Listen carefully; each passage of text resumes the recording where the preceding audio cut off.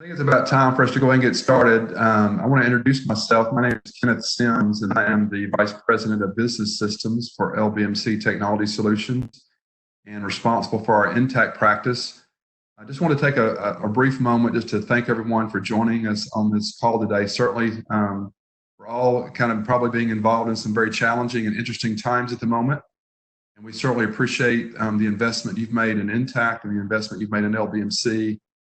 We just want to make sure that you know that we're here to help in any way we can. Obviously, one of the powerful things about Intacct is that we can work remotely. Being in the cloud, and that's certainly a blessing for those that are doing that as we speak. So if there's anything we can do to assist, please reach out to us. We're happy to do anything we can, and just want to thank you again for your business and for the relationships that we've had over the years. So with that, I'm going to turn it over to Melissa Powell, and she'll get started with our session today. Melissa? Thank you, Kenneth. Well, good afternoon, everybody. I'd like to say hello from surprisingly sunny Knoxville, Tennessee today, and hope you all are comfortable and staying safe in your homes as we gather today to go ahead and go over our Hot Topics session. So this Hot Topics session is going to be on the Sage Cloud Bank Feed. So this is a request we've had as Intacct, of course, has released this new functionality and has been rolling out more and more upgrades to this. We've had multiple questions from our clients on the functionality of bank feeds. And so we wanted to go ahead and make sure that we ensure that you guys are capable to set up your bank feeds and use them within the system in any way that you can. We will also be going over our 2020 Release 1 highlights towards the end. And so, of course, in every release, there is an abundance of upgrades that come out and new things that come into the system. And so we're going to touch on specific areas that are highly relatable to our clients and some specific things that you might want to look out for in regards to things that you might have to adjust or change in your settings in order to view these new upgrades or new features that are available. So we'll go ahead and get started with our first section, which of course is in regards to the Sage Cloud and the bank feeds. So this is our agenda for today. So we'll be covering what is the Sage Banking Cloud, common questions that we get from our clients and making sure that we answer those, how to subscribe to the bank feed, how to connect to the bank feed because those are two different things, what do you do after you connect, and then how do you manage your connection going forward? So what is the Sage Banking Cloud? So your banking cloud basically is an additional option from your file import. So many of you right now, of course, there's kind of three modes of reconciliation here. So standard mode, of course, is to just get a paper statement from your bank and go ahead and open your bank reconciliation in your accounting system, Sage Intacct, and basically just do your manual checkoffs, right?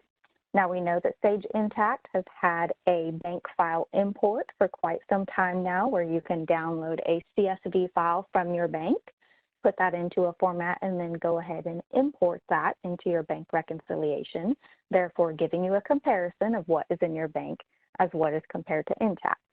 Now Intacct has come out with the Sage Banking Cloud, which basically would replace your file import.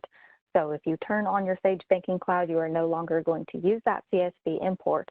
Instead, Intacct is going to be bringing in transactions through the Sage Banking Cloud on a reoccurring regular basis.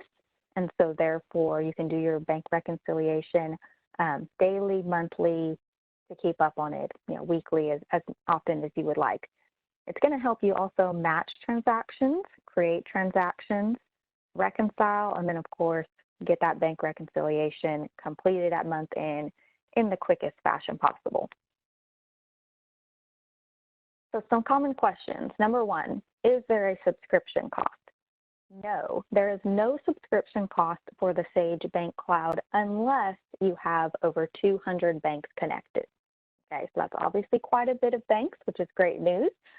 So it's free up to 200 banks. If you do have more than 200 banks, because you have multi-entity and things like that, please go ahead and just consult with us and we can go ahead and get you a subscription cost for anything that would be over the 200. Is there configuration required for Sage Banking Cloud? Another great answer here is no. So oftentimes we know that when you add additional modules to your Sage account, that some of those modules require configuration. And so that requires you to engage us at LBMC to help you through that configuration. Good news is Sage Banking Cloud does not require any configuration from LBMC. It's actually something that you guys can enable and that you guys can go ahead and set up and then use from there on. And we will go over that today, how to do that. How do I enable Sage Banking Cloud? Great question. So that's what we want to start with today is how do you enable the Sage Banking Cloud and get that set up in your environment? So your first step is going to be to subscribe. So to do that, you're going to navigate to your company, admin tab, subscriptions. As you scroll through the subscriptions, you will see something that says Sage Cloud Services. You're going to toggle on that little mark right there, and it's going to go ahead and bring you into what is called the configuration. It's not a detailed configuration. Don't worry, there's only a couple checkboxes there. And so the checkboxes there are going to be enable bank feeds or enable bank file payment.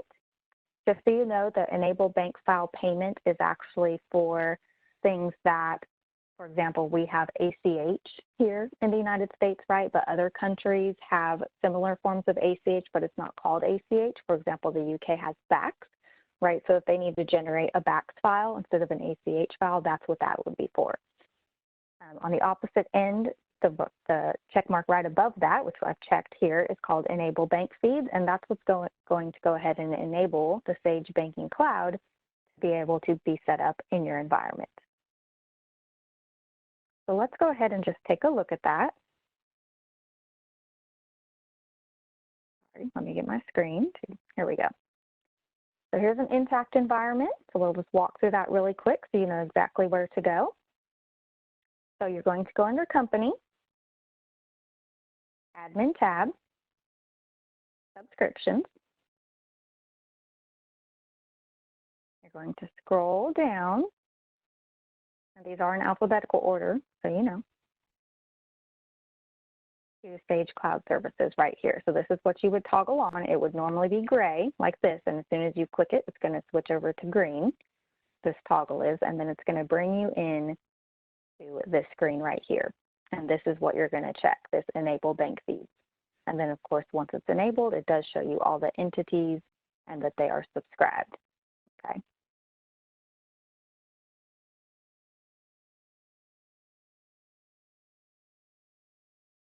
So a couple things to keep in mind. In a multi-entity environment, we want to go ahead and enable, so subscribe to this and enable it at the top level. That way, all of your entities are going to be able to connect their bank accounts from there, okay?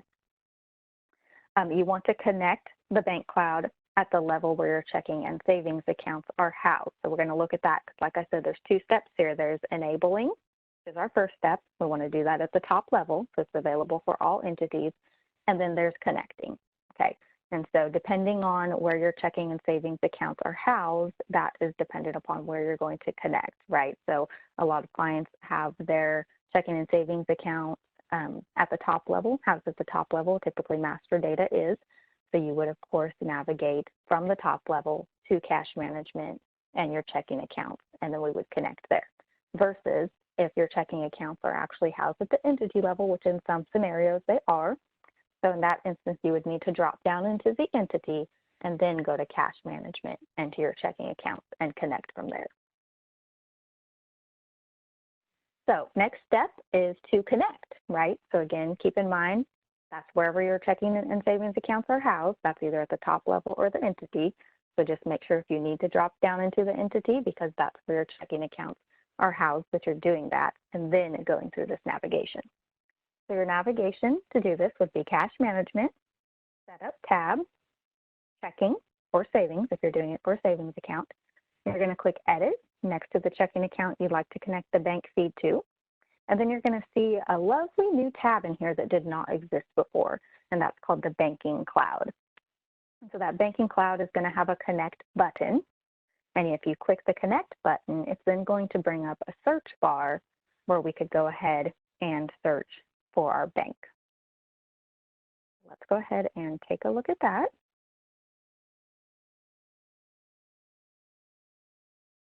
For example, cash management, setup tab, checking, right? So these are all my checking accounts here. I click edit. I'm going to see this new banking cloud tab and this connect button. If I click connect,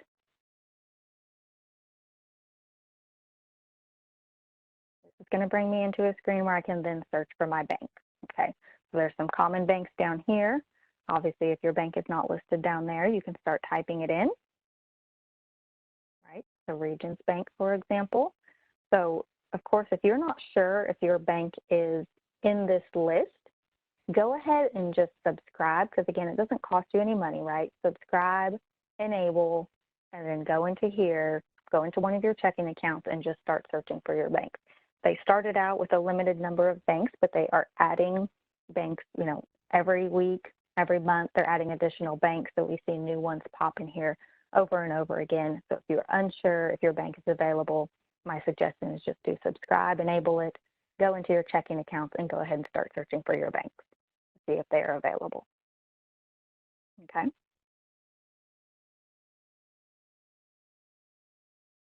So this just explains again to use that search bar to go ahead and search for your bank. Once you search for your bank and you connect to that, it's going to bring up some terms and conditions. So just make sure you agree and connect. The next thing you're going to see is a start date that you would like the bank feed to start to bring in those transactions for. Okay, so this is very important. This is saying, well, when do I want you to start bringing those in? So the one thing to think about here is, well, when did I do my last reconciliation, right?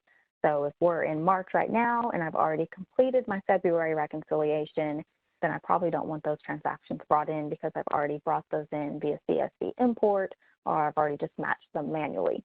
So we probably would want to start, you know, beginning of March. But maybe if I haven't done my bank reconciliation for February, well, maybe I want that stuff brought in because I haven't done it and I want to get caught up. So I want to go ahead and do 2/1 and just bring everything in from there. Okay, so you can put whatever date that you would like. Just noting one that I just did, I was able to bring in, 90 days back. And so that worked fine, and I was able to bring in 90 days of data. So as long as you put in a start date, it will go ahead and pull everything in for you. So now once we're connected, what now? What's next?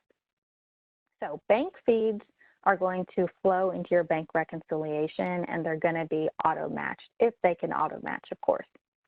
There is an additional area that's going to pop up in cash management once you've subscribed that's called bank transactions. And so we're going to look at that in a moment. But basically, unmatched deposits will flow into this area. And then from there, you can actually receive payment. And then once payments are received, then it would be able to auto-match those to anything within your bank reconciliation. Okay, so let's take a look at how that works.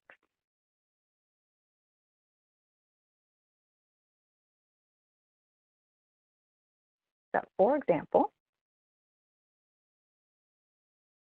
let's start by looking at our bank reconciliation.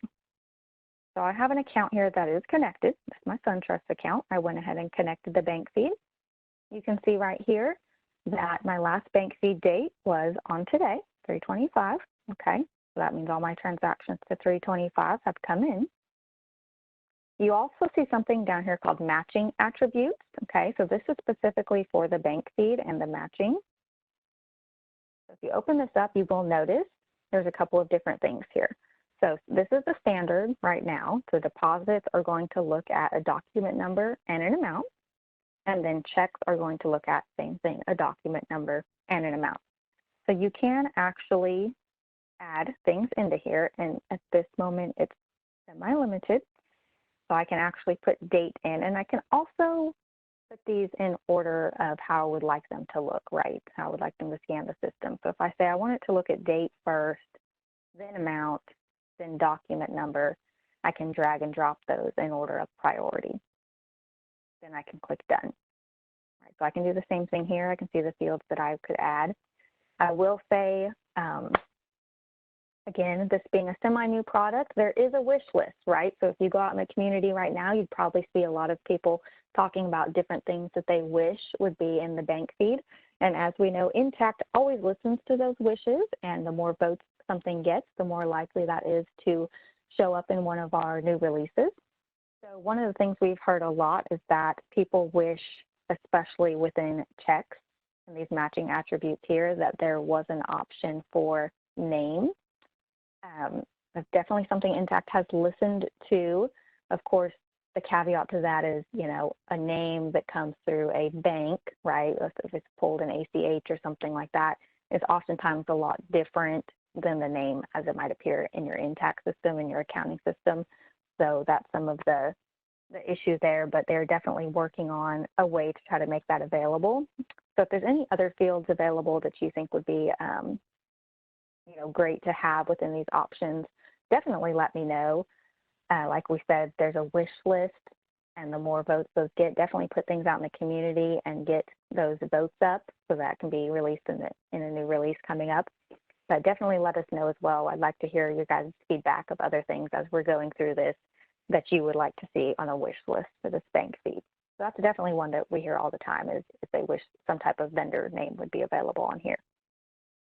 So go ahead and set up your matching attributes and then click OK. And I'm not going to do this because I don't want it to remove my stuff. There we go. Keep that the same. So I'm going to click Continue to get into my bank reconciliation. So one of the things you will notice here, of course, is that it's going to bring me into the Intacct side, into the unmatched. But as this states, I should have some matching things. I'm going to change my transaction type to all so I can see anything that has been matched. So I have a few things here that did match automatically. Okay, so I had 1510, a 2222 for an insurance refund. This was bank interest. And I did have an AR receipt that matched automatically. Of course, this is a demo company, so mine only has a few, but yours would probably have a lot more that would match automatically. So that's part of the functionality, is that Intacct is going to try to match anything that it can as it comes through that bank feed, right? And of course, I have my bank side, right? And so I have several things over here. So you'll notice over here that on my bank side, so this is saying we see these things in the bank, but we don't necessarily see these things in Intacct, right?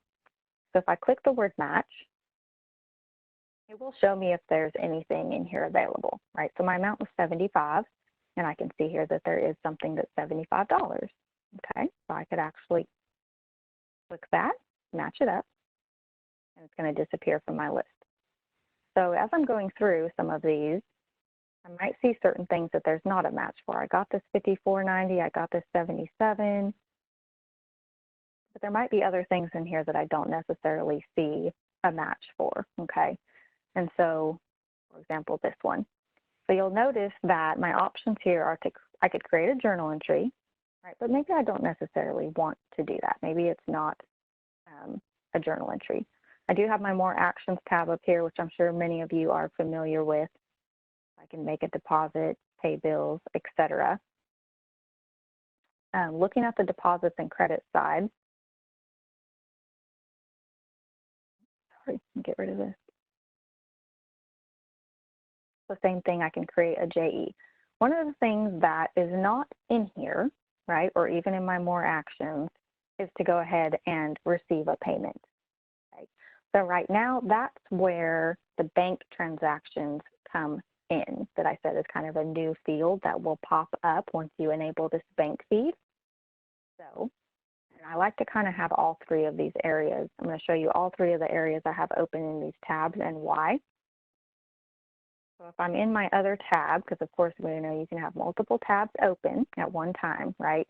So this is what appears, this bank transactions. This was not there before until I enable my bank feed, and now it's here. Well, what is the functionality of this exactly? So as I go into this screen, it is a list view screen, and I can see in here that there's quite a bit of deposits, right? And that these are showing as unmatched. So if the system matched them, right? So if we're talking about our bank rec, and we remember we went to Intacct and we looked at some things that were matched, So these ones that were automatically matched are not going to show up in this list. But anything that was not automatically matched will show up over here. And so the thing about this screen in itself is that you do have the ability, and I'm going to sort this for January, you do have the ability, if you click view, you can receive a payment from here. Okay, so what this does is this pulls you in to the receive payment screen. Now, wish list, we've talked about a wish list, right? My personal wish list here is that when I clicked, if this is $110, my wish list honestly would be that if I clicked receive payment, the system would scan for something that's $110 and give me all of those options to match it to. It does not do that at this point, okay? I think there are some suggestions on the community about that, but it does not do that at this point. At this point, it brings you into the receive a payment screen, which means, of course, that I have to know my customer, right? So, again, my third screen over here, I have my invoices up, right? So I know my amount's $110. So if I pull that up, okay, I see there's an invoice for $110. It was $12.05. It looks like my payment was $116. Okay, so that's probably about right. A little bit late, but that's okay. And it was for JIT Chemical Corp. Okay, so now I can say JIT. It's going to, of course, bring up the normal screen, right, just as it looks like. I see my invoice here for $110. I can receive that in full.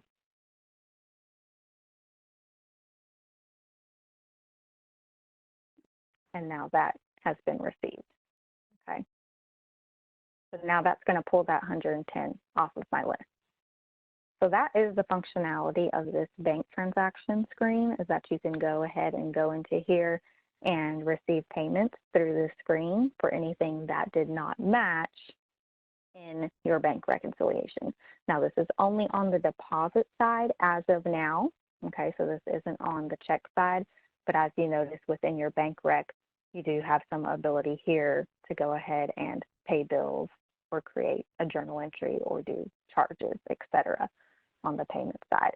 But on the receipt side, if you would like to use this bank transactions area, then you can go ahead and match everything, of course, in your bank rec that you can match.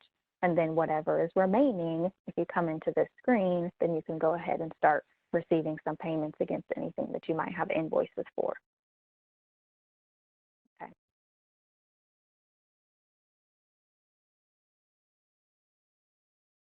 All right, so next question. Once I have my bank feed set up, how do I manage my bank feed? Okay. So in Intacct, you can manage your bank feed. I'll let you know that this should be, as you saw when I went into this bank rec, it said my last bank feed date is 3/25. Okay, so anytime I'm in my actual bank rec and I click refresh, that actually refreshes the bank feed as well. Okay, so that's one way you can do it. You can refresh it. One thing to know also is that before this release, when you did that, everything, all these transactions, even through March, were coming into this unmatched area in the bank part, okay? They have fixed that as of the last release. So if I look in here, this is only going to go through 131. So that's all you should be seeing at this point. Even though my bank feed is bringing stuff in through March because that's the current date I'm in, because my cutoff date for my bank reconciliation was January, because that's the one I'm in and that's the one I'm doing, that's all I should see in regards to transactions here. So before this last release, that was not happening, and you were actually seeing transactions. Or in this instance, I would be seeing January, February, and March stuff, right? And I was having to unclick things and unmatch things because my bank recs were not correct. So you shouldn't have to do that anymore. Okay, so I can click refresh. That's one way. Another way to manage the bank feed, of course, is if you go into cash management setup and go into the actual checking account. All right, so this is my SunTrust one. This is the one I had set up. Again, I have my Banking Cloud tab. And you will see right here, this gives me some information about my bank feed, last update, last transaction date, last reconciliation. My status is connected. I have a refresh button here, but again, you can do that inside the bank reconciliation itself. I have the option to disconnect if I need to disconnect it for some reason. And I also have the option to edit my sign-in information.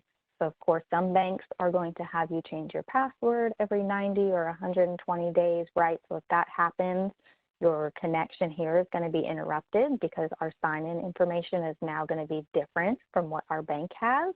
So we're going to want to go in here and edit our sign-in info and update that password. And as soon as you do, it will refresh everything. Okay, that's how you would manage your bank feed within Intacct in regards to disconnecting or having to update your sign-in information.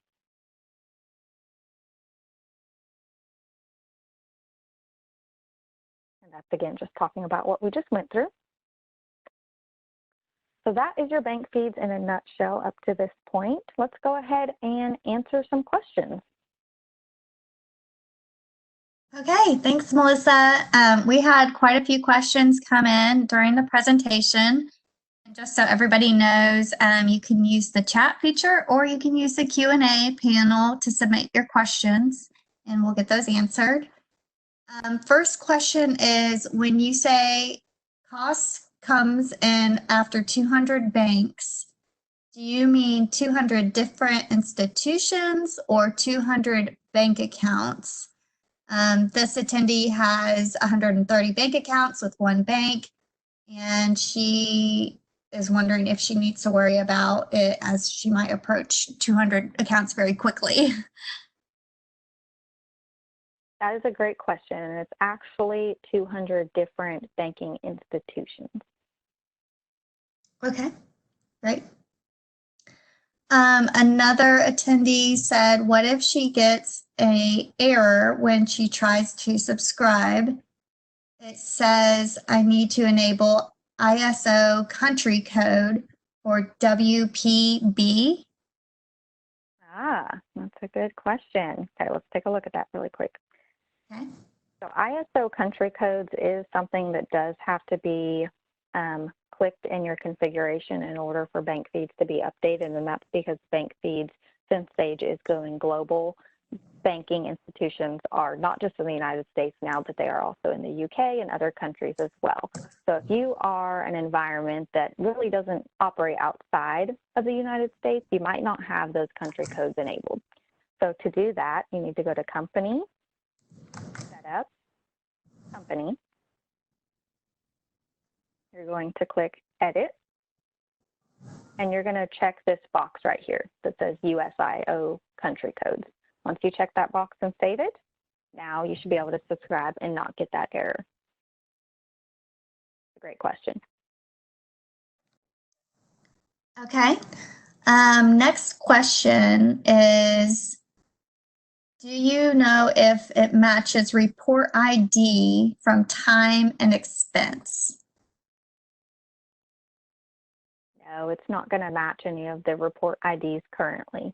That's a great thing to put on the wish list, though. And if any of you would like to, please feel free to email me, Melissa, melissa.powell@lbmc.com, and just put bank feeds wish list in the subject line. If you would like to email me some of those wish list items, I would be more than happy to, after this session we have today, communicate any of these wish list items to the product manager at Intacct. That way they have some real feedback on this. And I think that's a great wish list item. Okay. Next question is, this user says, we use regions, but the login doesn't work. I'm assuming it's because we actually log in at onepass.regions.com. I submitted a connection request for a while. The status was requested. Now it just says not connected. Should I request again?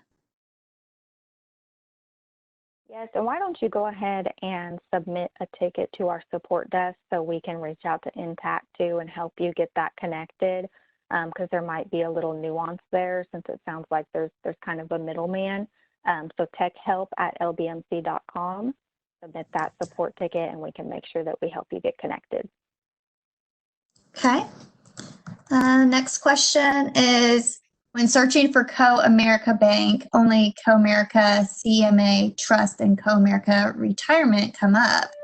It seems weird that those would be available, but not regular Co-America banking.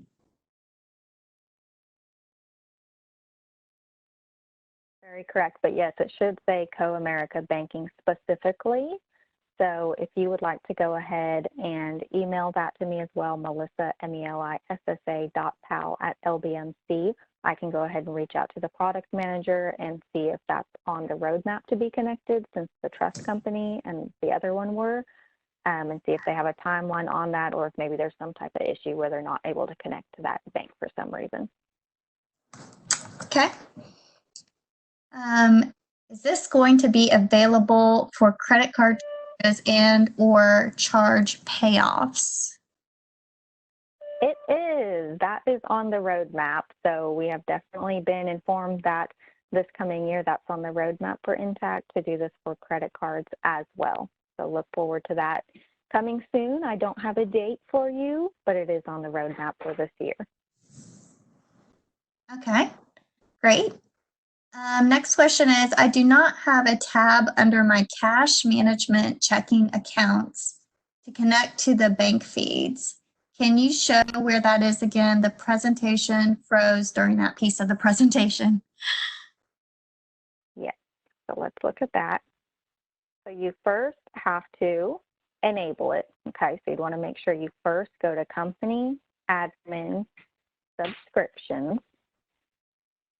Make sure that the Sage Banking Cloud, Sage Cloud Services is toggled on.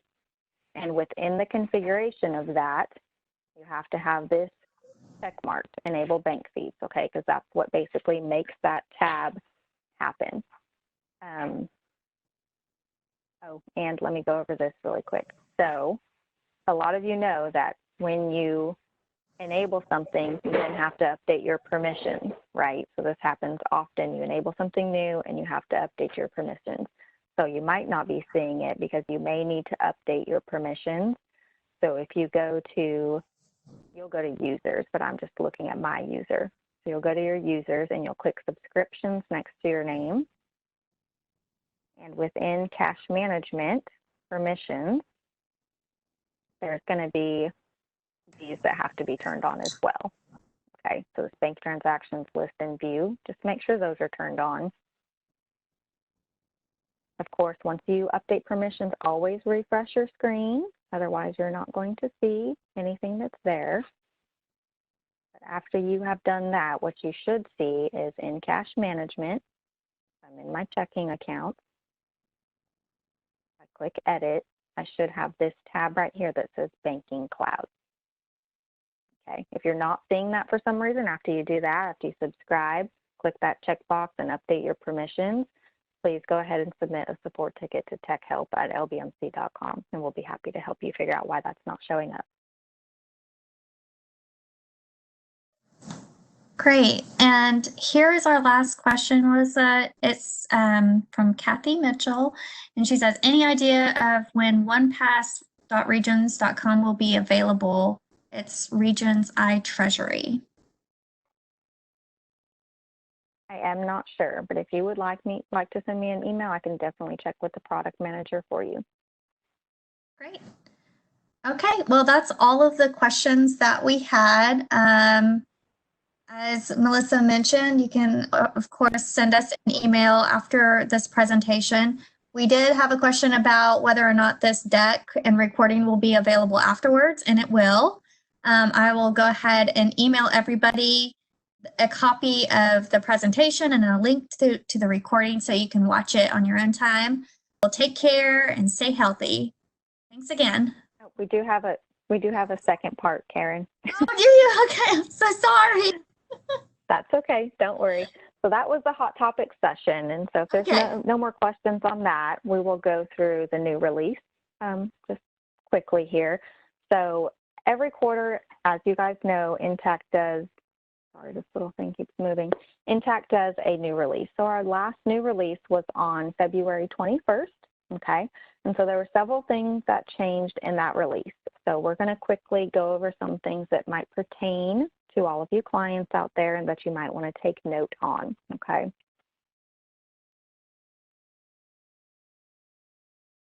So these are all your changes, of course, and they're by module.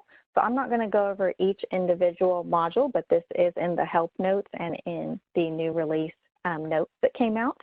But I am going to go over the specific ones that you guys as clients might need to look out for, okay? So in regards to accounts receivable, you now have the option to enable automatic application of inline credits.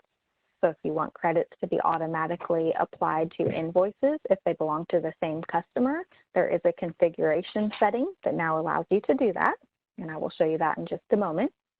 The waterfall payment method did come out as well, okay? So those to kind of determine how partial and full payments are applied to invoices. And then there has been an update to manual deposits, and I just wrote a note down here because now you can only have positive line items. And so some people have used manual deposits previously and put negative line items or added negative line items. And this is actually going to restrict your ability to add additional lines to a manual deposit or to bring in any negative line items. Okay, so just make a note that if you're trying to do that and you were able to do it before, I'm sorry, you're not going to be able to do that now, unfortunately. But let's look at how we can go ahead and enable the application of those inline credits for anybody who would be interested in doing that. So this is within accounts receivable. It's going to be in your setup tab, in your configuration. And if you just scroll all the way to the bottom, don't change any of this other stuff that we've done for you, you'll see this down here, credits.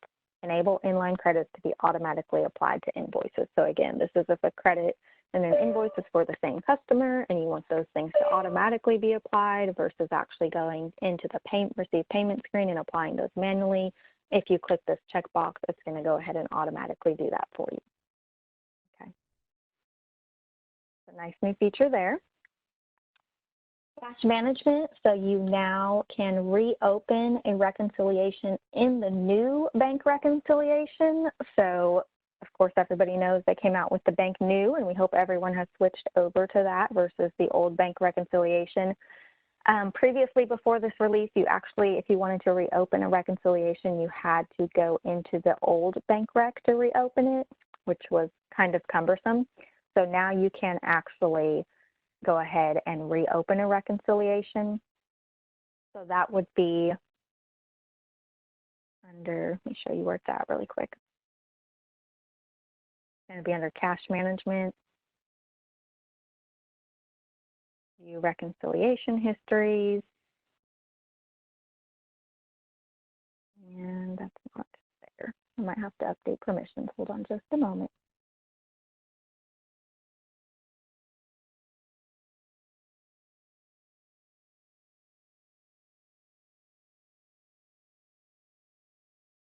Management. So this new mark right here appears in my permission. Okay, so that wasn't there before. So if you want somebody to have permissions to reopen that, you need to make sure that you go into cash management permissions, click this reopen, save that. Again, anytime you update a permission, make sure once you save that you refresh your browser or it's not going to pick it up.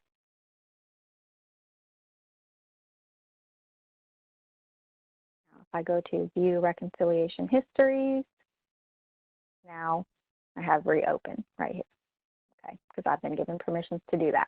So that's where you would do that now, new place.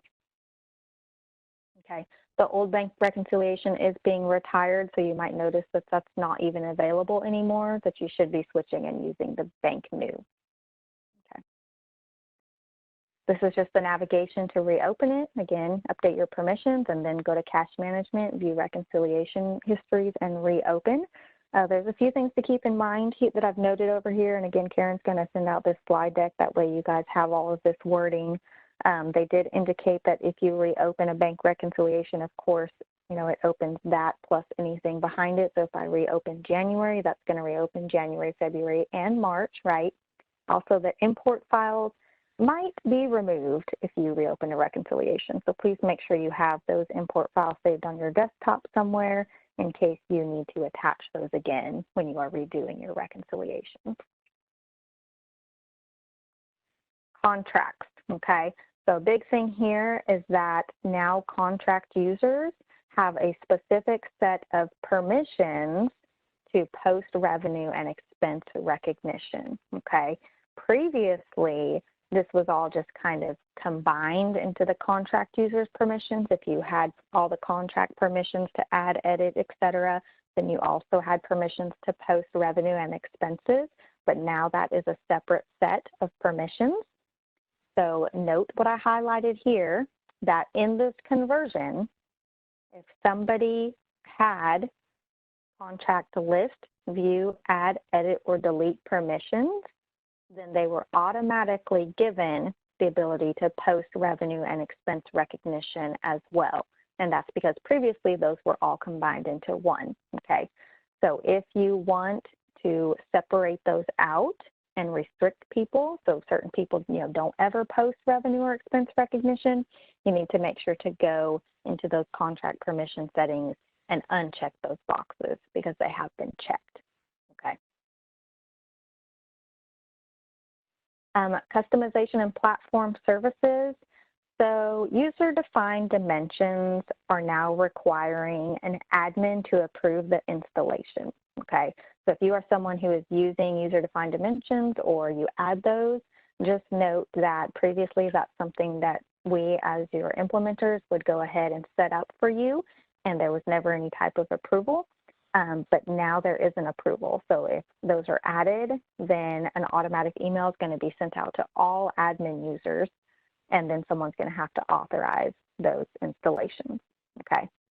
Also, there's a new platform application tutorial, okay, that walks you through different things, and there's a link here where you can go ahead and check that out if you are a developer. You can also, this is really neat, so they added this quick filter. So as you notice, platform services is in the old UI. Let me see if I've done it in my new environment yet. But if you ever work in platform services, your objects listing, yes, is in this old UI. Okay, so you can now actually change this to the new UI, and then you'll have filtering capabilities up here. Okay, so the way you would do that is you go to your user and your preferences. If I click on my preferences, I'm going to scroll down. In kind of a weird area. Here it is, right here on the display. So personalized platform and customization services. Layout type is set to previous UI. I can change that over to Action UI. I save that. And again, refresh my browser because I want it to pick up any changes that I have. Now, if I navigate to the object listing in platform services, look at that, so much prettier, right? And so now you can filter by your IDs, your objects, etc., right?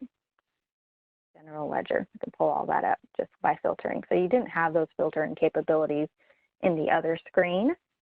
So this is kind of nice. So definitely feel free to change that in your preferences if you would like to go ahead and have that capability. And that's just explaining what to do right here in some written format. So you guys have this after the session in case you forget everything I say.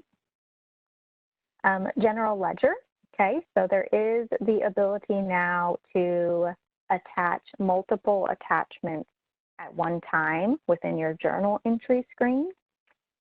Note this only applies for the same attachment, attaching the same attachment to multiple journal entries. It's not any type of a walkthrough. So for example, if I'm in my journal entries, right, let's just say I'm in general journal. So I can now click, click, click, click, Hit attach. Says, do you want to attach it to 4 records? Yes, I can do my attachment, and then it attaches the same document to all 4 records. So that's what I mean, that there's not any sense of a walkthrough. So it's not like I could say, okay, 223, I want this attachment, next. 226, I want this attachment, next. 227. There's no walkthrough. It's just that if they all have the same attachment, you can do it in bulk. Okay.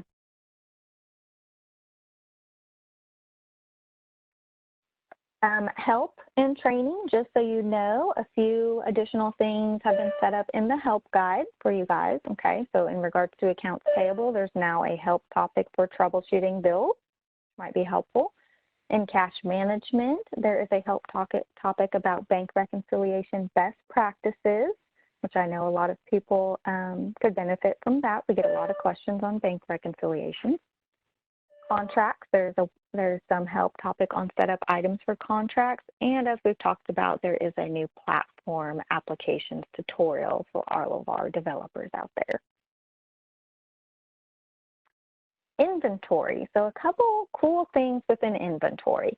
So there now is draft mode for kits, which if you've ever done kitting in inventory, you are probably clapping right now.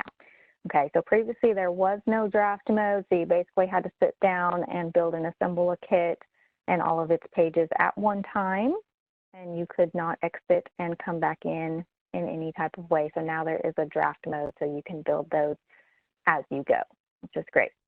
Also, there is now serial and lot tracking, okay? So within the inventory items object, you will now have 2 checkboxes. So if I'm in my items listing, right, my inventory items listing, and I click edit into that item, there's going to be a checkbox for serial number and for lot number. And if you want to use both of those, you put both those checkboxes, and now you can use both of them. Previously, there was only one spot, so you basically had to use one or the other.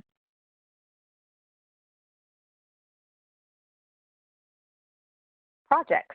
Anybody using projects out there, please just note that now you can include reverse transactions, okay? So if you're generating invoices and you want to include reverse transactions in order to keep your invoicing and billing reports accurate, there is a new option for that. So when you're in projects, the Alt tab, generate invoices, you're now going to see an option that says include reverse transactions within that filters tab. So definitely use that if you need to. Reporting and insights. So a couple things in regards to reporting. Your accounts payable, AP aging, and AR aging has now a little bit more flexibility in regards to output and date ranges, and I'll show you that on the next slide. And also there's been some improvements to the dashboard display for custom reports and for interactive reports. And so the improvements there were that previously custom reports or any interactive custom report writer reports that were put on a dashboard, they did not respond to the as of date of the dashboard. Basically, whatever date was set on that custom report or in an ICRW report was how it was in the dashboard. And if you change the date, it didn't respond to that date change within the dashboard. Now they do, yay! So you can go ahead and put those reports on your dashboard, and if you change the date, all of those reports are going to respond to that date change, okay? This was on the AP and AR aging reports. So you might notice that this looks a little different if you tried to run it after the new release. So basically now they have a report as of today or as of a selected date, which means you enter the date to use. And then of course you can still base your report on the bill date, the due date, or the GL posting date, okay? And there's some few things to keep in mind over here on the side. And of course, Karen, again, will be sending these out so you have all these notes available to you. Again, woohoo, custom reports and dashboards now respond to the as of date on the dashboard. So, and everybody clap. Salesforce, anybody out there using Salesforce, keep in mind that there's been an update so that now you can use the bill in advance functionality, okay? There is a little bit of setup here that is required. So I've noted a little bit of that here, but definitely reach out to someone in software development if this is something that you need to have adjusted within Salesforce, so we can make sure that this is done appropriately and that you can use bill in advance. A few things in regards to user experience and just general workflow.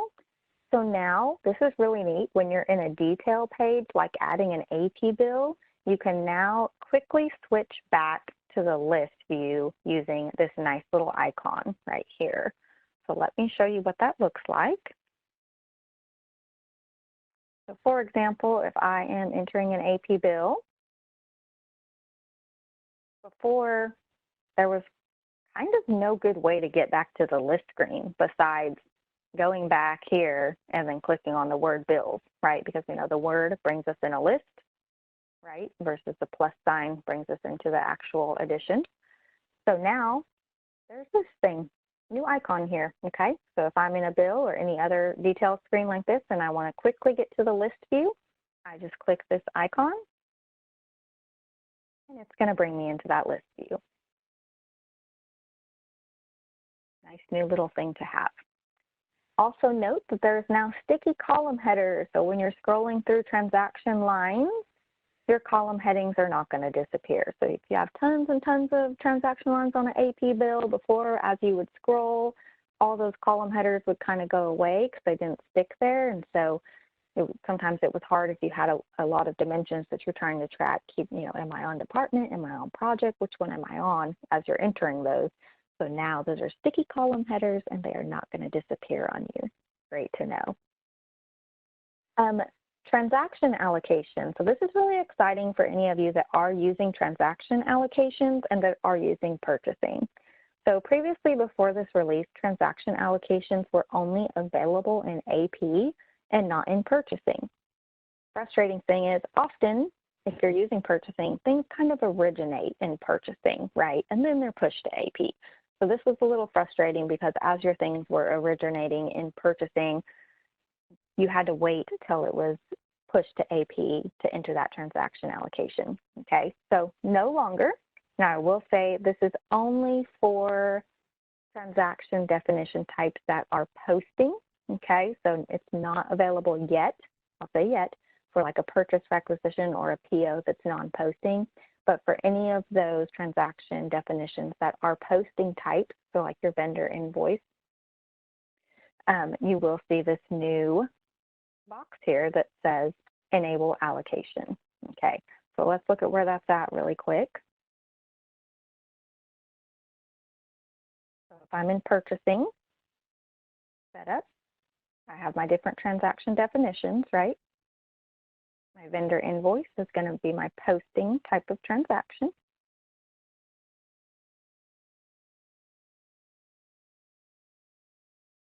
If I scroll down, right, this is saying where is it posting to, and now I can enable these allocations. Okay, so this can be done at this level now. Like I said, unfortunately, it's not available at the purchase requisition or purchase order, but I have heard that that is coming next. So we're one step in the right direction.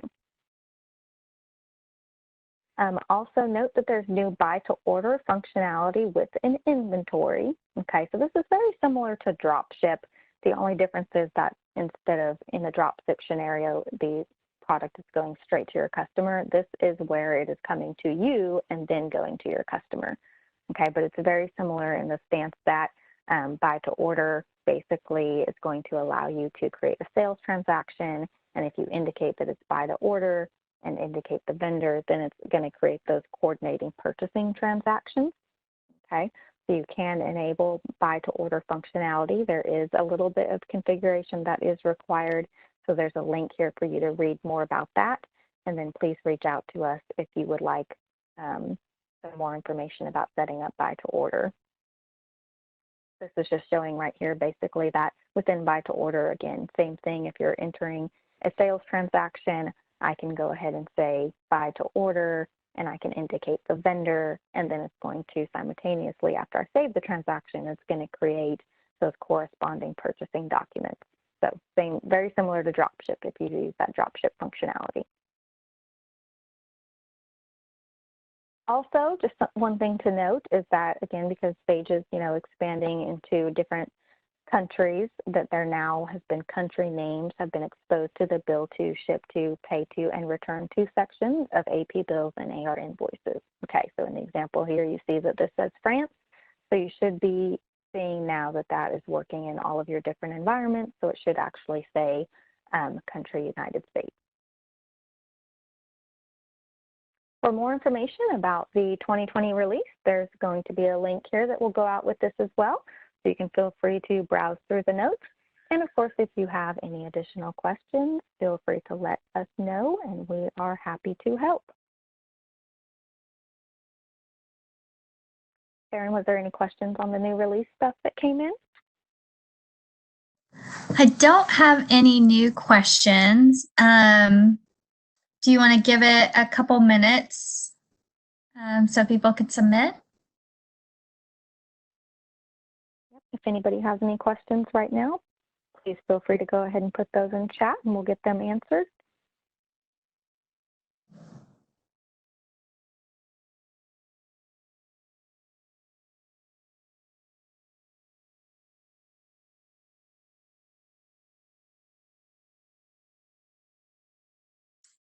I have one here that says, what if I have a transaction posted to many entities, so it's going to show up in one line in bank activity that will be 2 transactions in Intacct?